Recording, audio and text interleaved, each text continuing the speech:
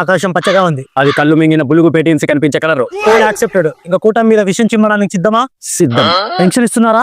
మనలాగా సంవత్సరానికి 250 పెంచకుండా వచ్చిన వెంటనే పెంచారు. మరి మద్యం? మనలాగా కల్తీ మధ్యన ఎక్కువ రేట్లకు అమ్మకుండా క్వాలిటీ మధ్యలో తక్కువ కాస్ట్కి అమ్ముతున్నారు. మరి ఇసుక?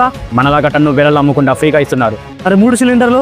మనలాగా దళితులను చంపి డోర్ డెలివరీ చేయకుండా ఆల్రెడీ ఒక సిలిండర్ ఫ్రీగా డోర్ డెలివరీ చేశారు. మరి అన్నా క్యాంటీన్? మనం కూల్ చేసిన వాటిని మళ్ళీ నిర్మించి అన్నార్థులు ఆకలి తీరుస్తున్నారు. మరి పోలవరం? మనలాగా 1% తొందర ఎందుకని అనకుండా పనులు తొందరగానే ప్రారంభించారు. మరి రాజధాని?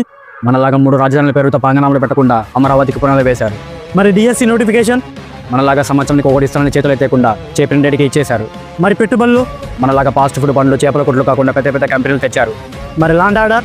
మనలాగా బూతులు మాట్లాడినోడికి పదవులు ఇవ్వకుండా తప్పు చేసిన తమ పార్టీ వాడిన బొక్కలతో వస్తున్నారు. మరి అమ్మఒడి? మనలాగా ఇంట్లో ఒకరికి 13,500 కాకుండా పిల్లలందరికీ 15,000 జూన్ 15 ఇస్తున్నారు. మరి మహిళలకు ఉచిత బస్సు?